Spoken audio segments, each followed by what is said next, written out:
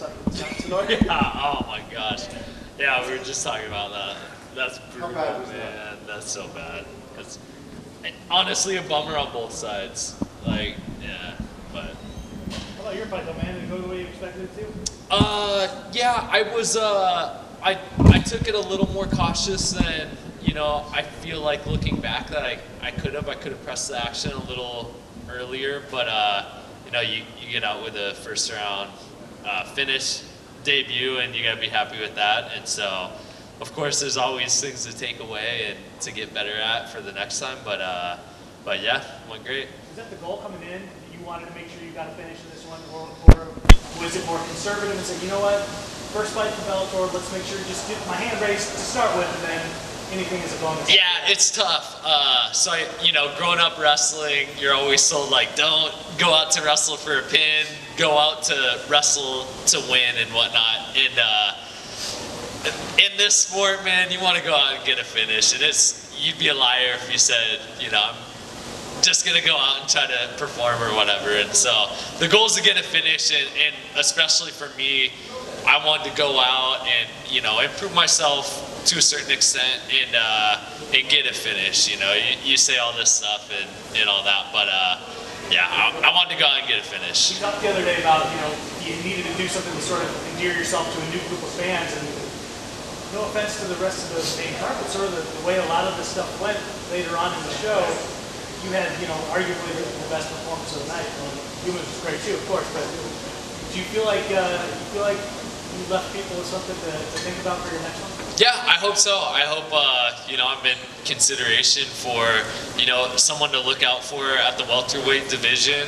I certainly believe that I have the credentials and all that, and, you know, I'll keep building. I'm young in the sport, at a sense, and, you know, I'd love to go out and finish, you know, as my record would say, that's 5 out of 7 finishes, and so, you know, I'm going out to try to finish fights, whether it's with my hands or submitting. So, does this kind of work out for you in the end in terms of coming here to Bellator with the welterweight division, having the Grand Prix, which is something a lot of other promotions don't do? It's almost like the bright side of everything. There's a lot of talk around welterweights here right now. Yeah, definitely. I think it's like the opportune time for sure. And you know, I've talked about too in the past that the welterweight division is so stacked in Bellator, and it's awesome. And I'm coming in at the right time, you know, and unfortunately, you know, ideally maybe come in a year and a half ago or whatever so I could be in the tournament, but I'm ready to mix it up with the guys who are getting out and all that stuff and prove myself there. So. Does it help you also have guys out of the tournament like Dave Rickles, Koreshkov, Larkin, guys who, they're, you know, that too big of a step up and they're available right now.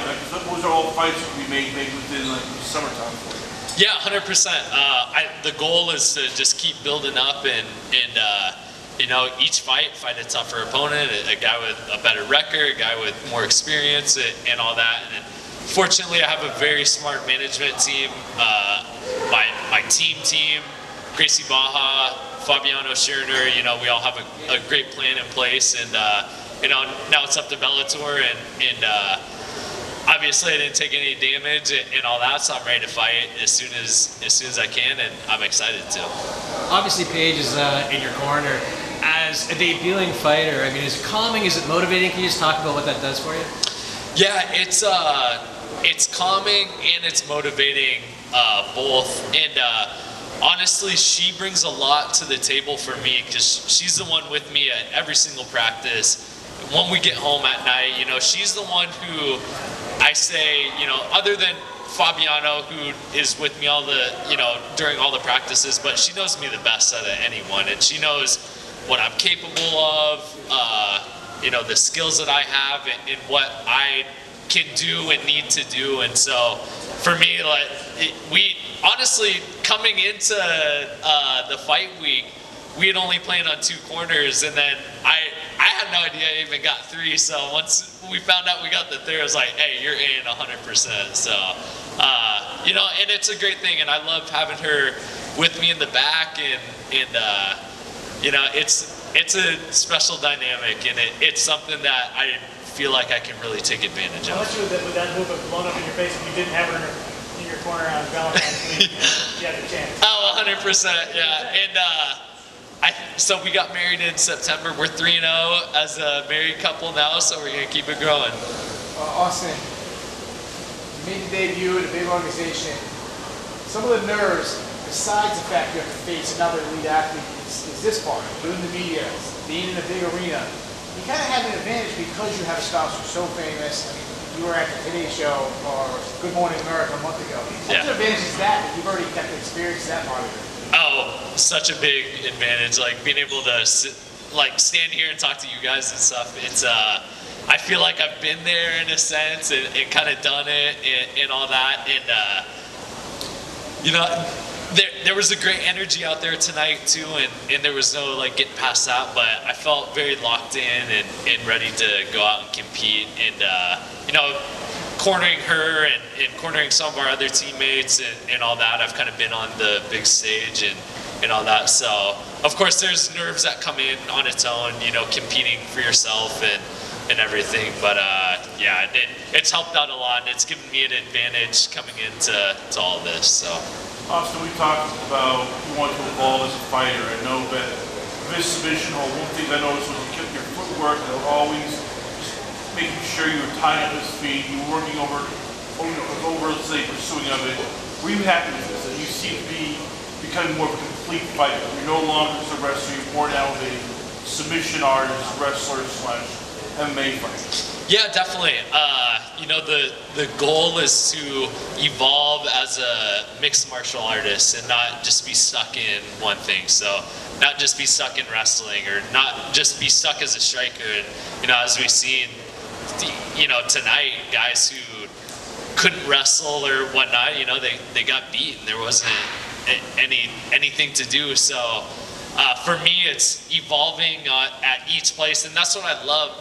I love so much about this sport is, you know, you can grow in all these different aspects of the sport, and you know, it never gets boring. You know, it's always fun to go in and, you know, go to boxing or go to Muay Thai and just get better at each thing, and that's something I love about MMA. You took this fight on short notice, just a couple of weeks. You know, are you trying to stay as active as you can going forward, or are you trying to get some more experience under your belt, improve some more, and then come back to Bellator with full camp? No, I think the experience for me is just going out and competing and getting in the cage and doing it for real.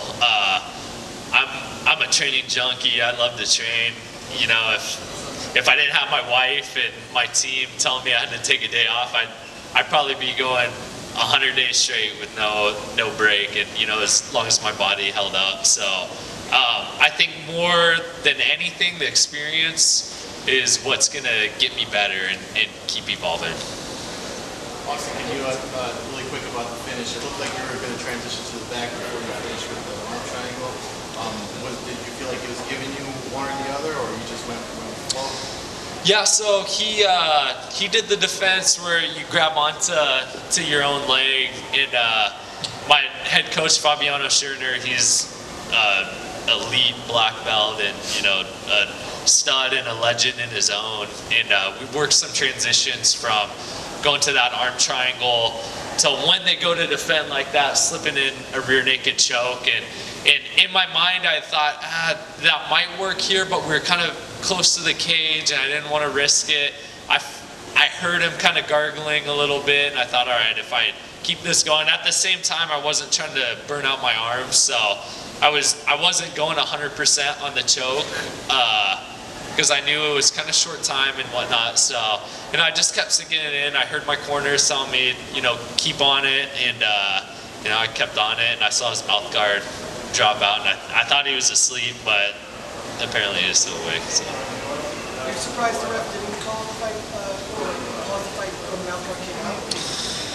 No, I was in an advantageous position, and you know, mouth guard came out, and he didn't want to compromise the position that I was in, and so no, I was fine, man. I've had these teeth busted out before, and honestly, To be completely honest, you know, if my teeth got knocked out, would be that I'd get a gold tooth and all that. It'd be cool. So yeah.